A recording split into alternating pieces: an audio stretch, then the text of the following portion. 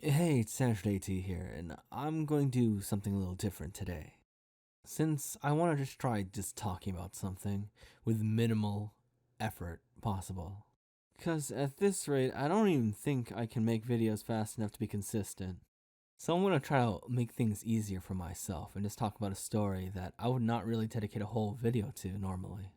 And that's because the story is a wholesome slice of life, which isn't everyone's cup of tea.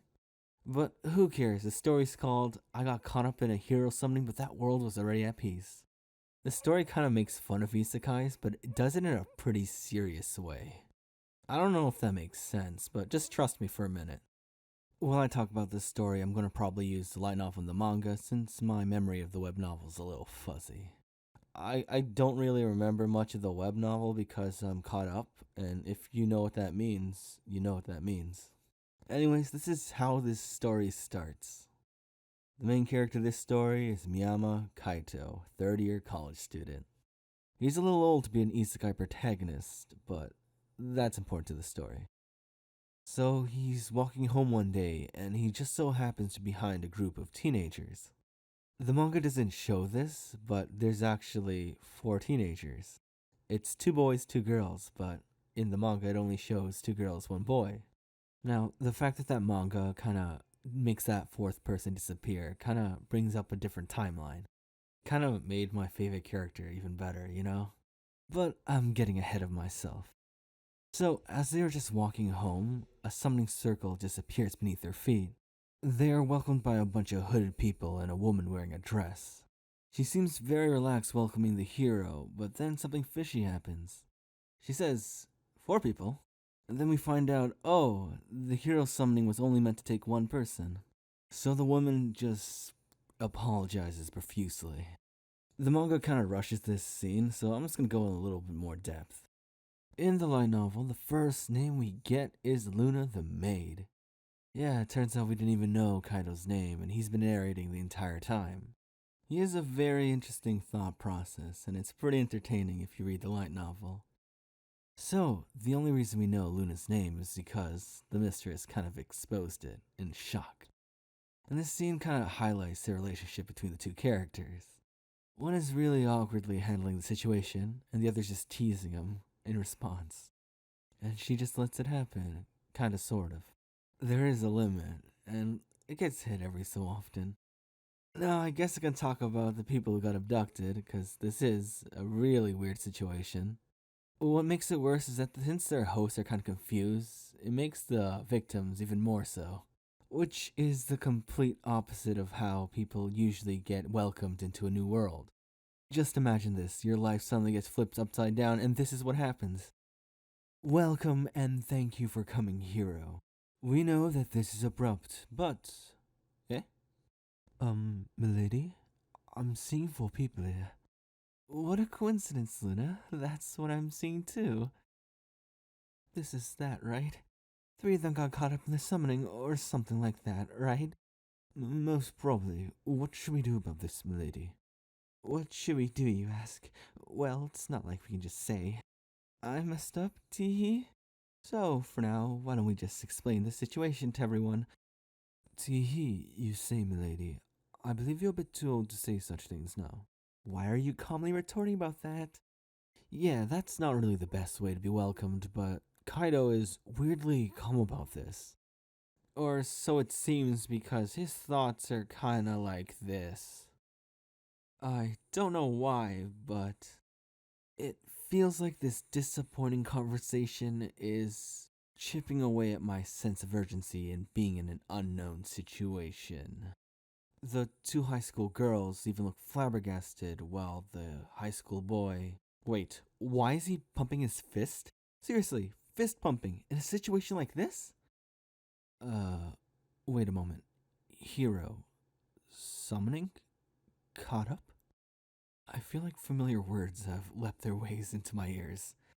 Think, was there something like that recently had?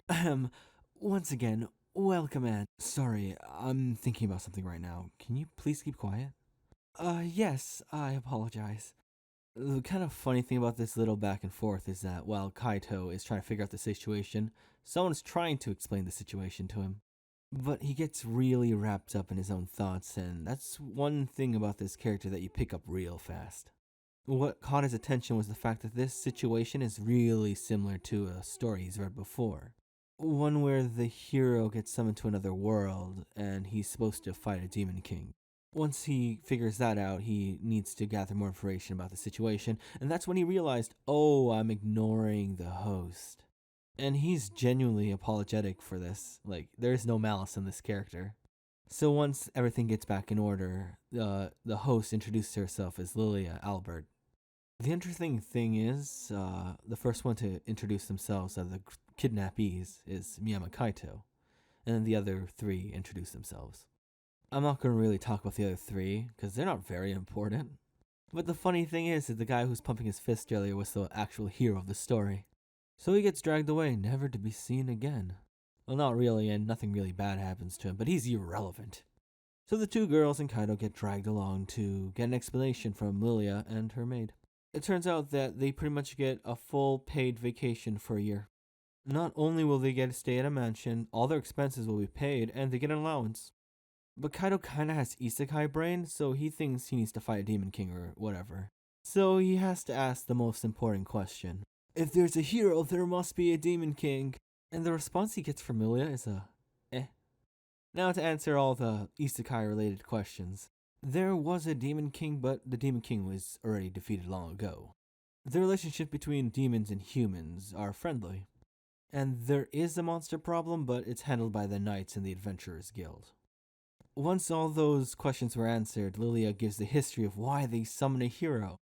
And it's literally just to celebrate the fact that the first hero is so amazing. So every 10 years, this world throws a circuit of festivals called the Festival of Heroes, where the hero just tours all these nations and pretty much reenacts shit. And the funny thing is that they're not even forced to do it. They can deny it and just get a vacation as well. So it wasn't a joke. The world is truly at peace. Now, how can a story where the world at peace be interesting? Well, just picture this. A lot of people in this world live for a very long time. And if you had all the time in the world, why would you need to solve your problems right now? It's like a privilege of the strong. We can just assume everything will work out if you give it enough time. But why are so many of the strongest people in this world unhappy?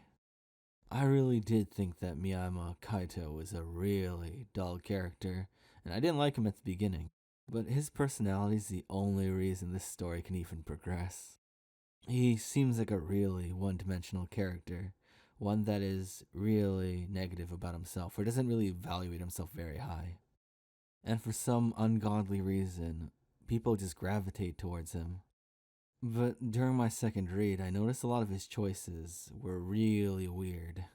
Then you see the purpose of his diary, and writing to his parents and all the things he's been through. It's like, oh. There's this one little passage that kind of captures the beginning Kaito of the story, and I'll get to that next time.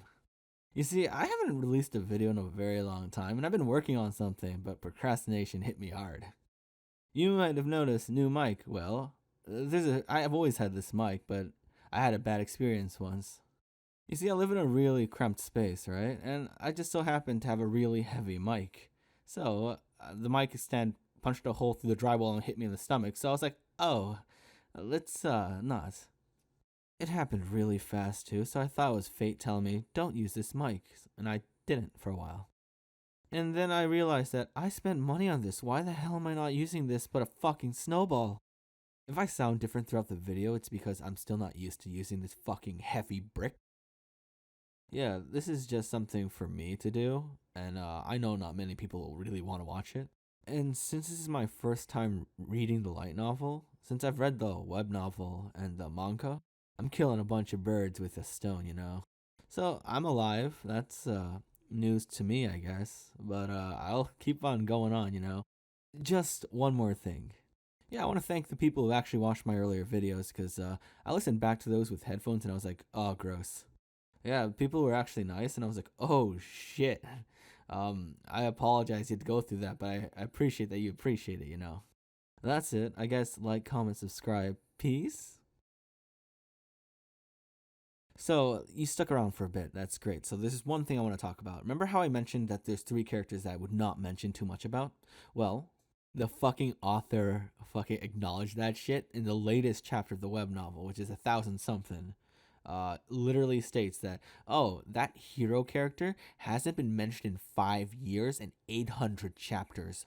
And when I read that, I fucking started fucking grinning so hard. I was fucking laughing at that shit. Yeah, that's it. God damn it.